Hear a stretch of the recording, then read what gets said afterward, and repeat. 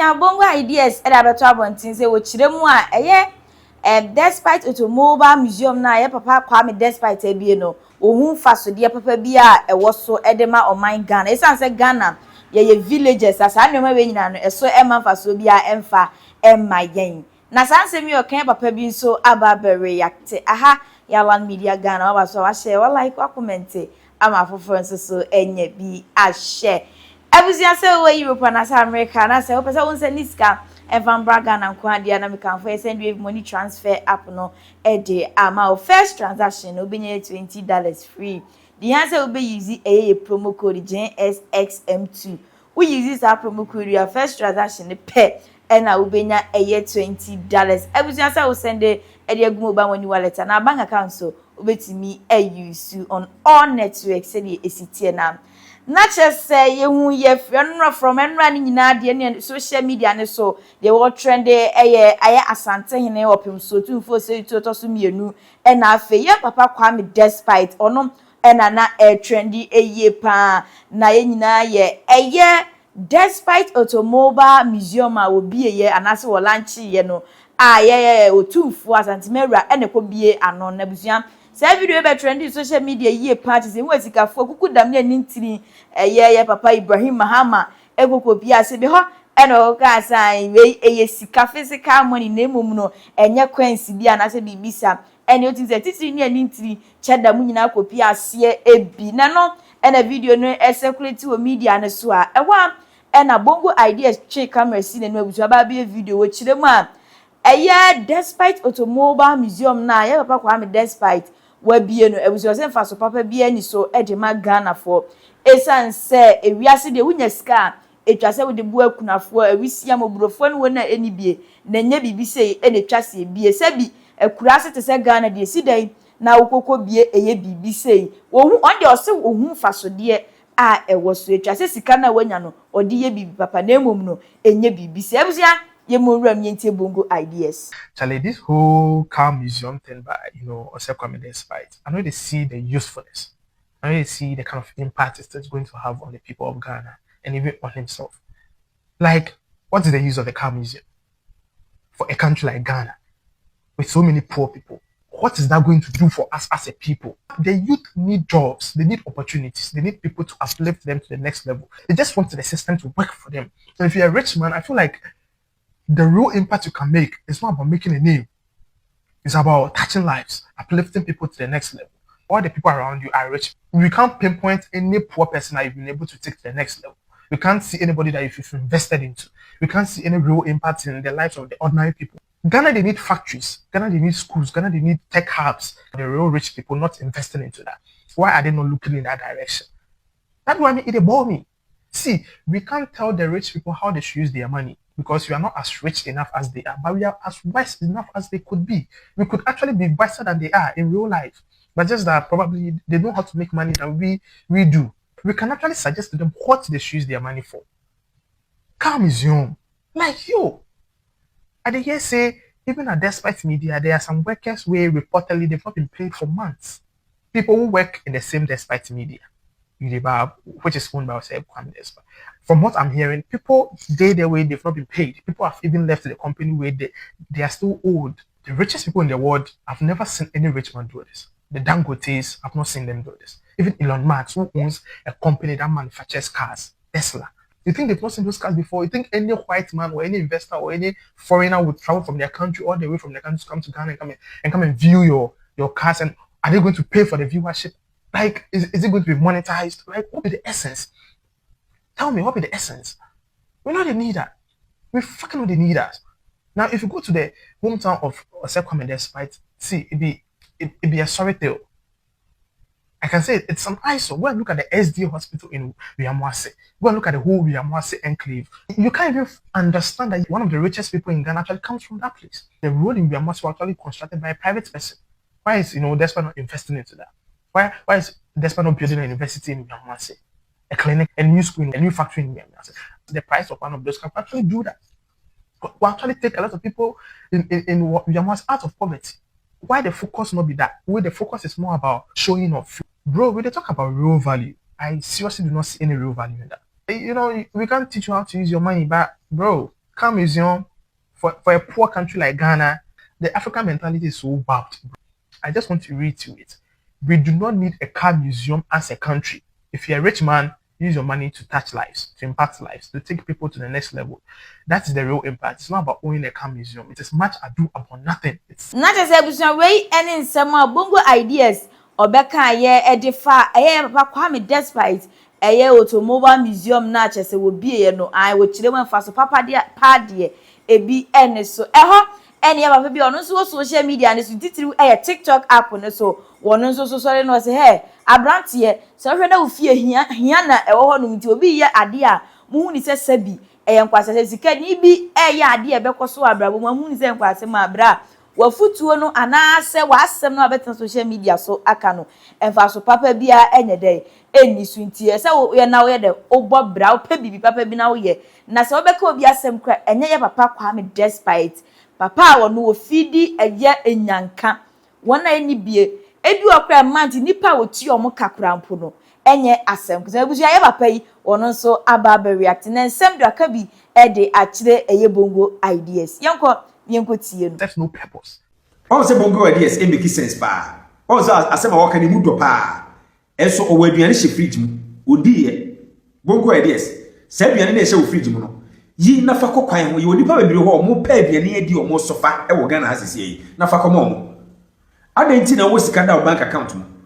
Yi na fa mo because ye onipa bebiri ho a o mo pa bibi adi. Ya e wo say won so nya bibie.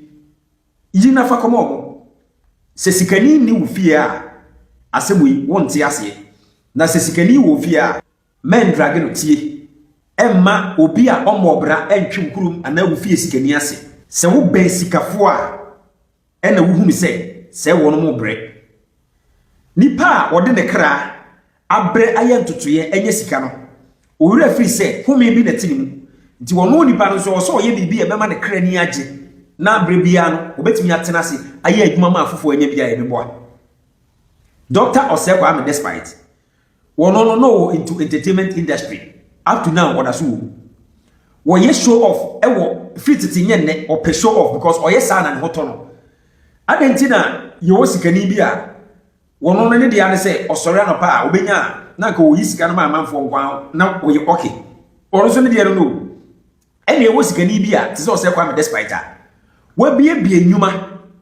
but upon nyuma wabie ma amafo nya biye na ewo a ohwe akunafo ene onibie nyina echi no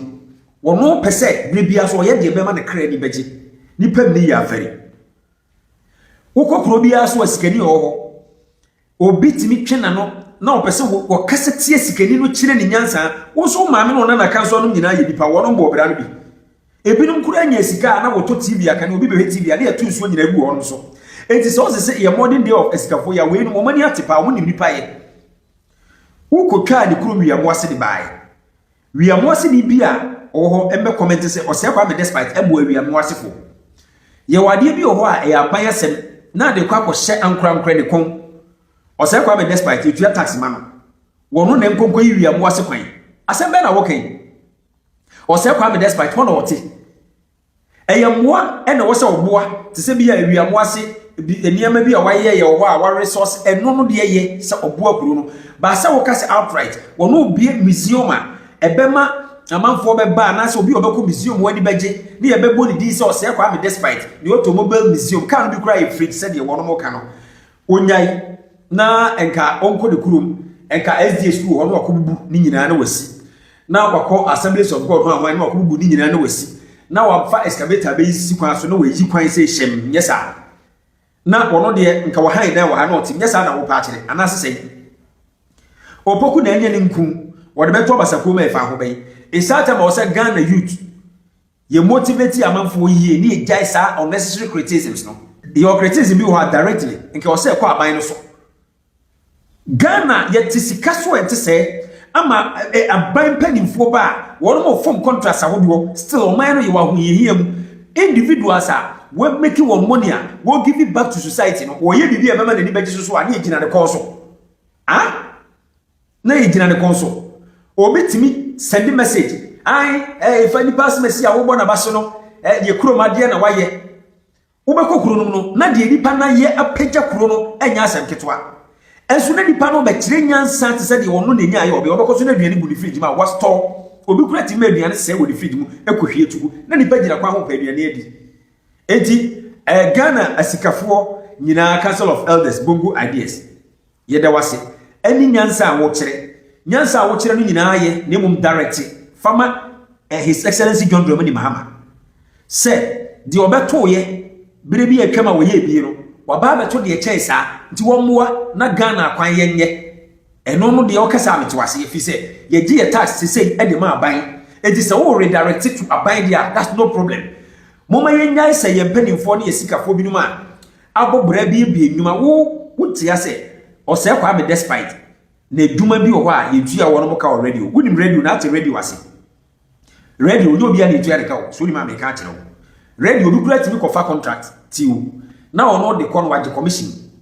na nipa bi wo a wo radio no ye eduma in relationship echa esanse eye sikani die ti obenya nkosori ya wada onko ye eduma na wo expect say ye tua de ka ye go radio for so many years radio enu ankasa no etua ne ho ka by say wunya good management nti if the radio is under poor management eno no nya nipa obi ye ena ye de hye no na sikafo no kura wono ma bi radio no wo say twa sikapuduo de kohye radio stations no out of poor management o say kwa me despite why dey o say kwa me despite work aben ena ba abonten say kwa me despite entua de ka o pene gu nani mase you should not do that woni Ghana esikafo no monum bi na mudi esikafo de chi no mo hwe no ma mfa ne say politics na obi bre ene se nyame hira no ye mfa ne fe mo hwe na man dragi ni pabinum because of say bia would sikeni and abh you should count yourself blessed sikeni be free ofie ye mu binum sikeni am be free ofie a enkaya seme mobo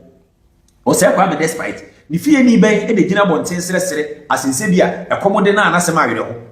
esikafo wo problem say won mu fie ni won mu enuanom no wotimi ma won mu dwetire na because of say when that was say nua wo binti no na wakwa akɔhye no Emma no bi de kura sabi otimi wuse to na wo awa wo no be ma no nyi taku nyi simboa na ni nua be ma de tu yaka wo ni besikafo bra wo no mo bire okuruma na obi aye ade be ma ne kra ho beto no obi aye ba bi a owura na ni beje a wo aba be ka kire ne say we na nka wo mfa de sika no konkoye na you don't need it ade wo ye ma wo me ba to wo ye ma wana wanya ma wo ye ma ne ho se ni din na so na ewiase nyina emehu se kwa me despite so obo ne bra esisi ya dan ehwe nyanka wisinya ne won ma aka no di otimi yema ne ho anani giye eniye nti Bongo ideas beserew sa wa futu yira ba na wo de bae no efa so bi anyene edi so ya se bitu ka na anka say free yeah free ya se bitu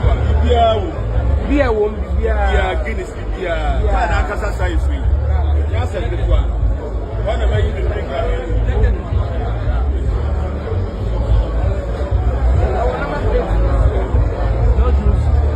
start open Guinness. Yeah. Per month.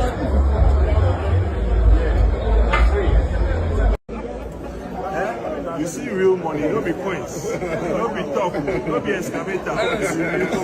No be excavator. Excavator go go. No be coins, no be excavator, be real money. Be them be this. Abusiana che say wey ene ne ekoso ni nyina ne say ya papa despite eye automobile museum obebie Bongo idea is sabi eye useless thing wo hu fa so papa bia a wo nti a ewo sa ade ne so a ya papa despite edi bie sa ade we eno ene papa ne so ba be react abusia kire wa adwen me kire ma adwen hu ni say asem a ya papa yi eba be kan ye no ne kwan so ano e kan se sabi sometimes ya na hia ne anwo kire timi ye kan kwase asem ai so obu onu man ne ho kire na na se hia e wo ne so a obie na no e kan kwase asem ba unya sika ena hu se sabi mire bi asem aka ndada no na ye jimisem ena na wo kan ti asem ya papa yi kan mene ne ya adwon so ne ya adwen ano drop you decent comment one ne ya adwen ya didi atem drop you so de e wo comment section honom e fa mam share video yi e ma afoforo enya bi enhwe wanya ba so yi de no subscribe e de ama me what notification be no all ya upload video a wanya bi ahwe aha ya land media Ghana midin de akire broni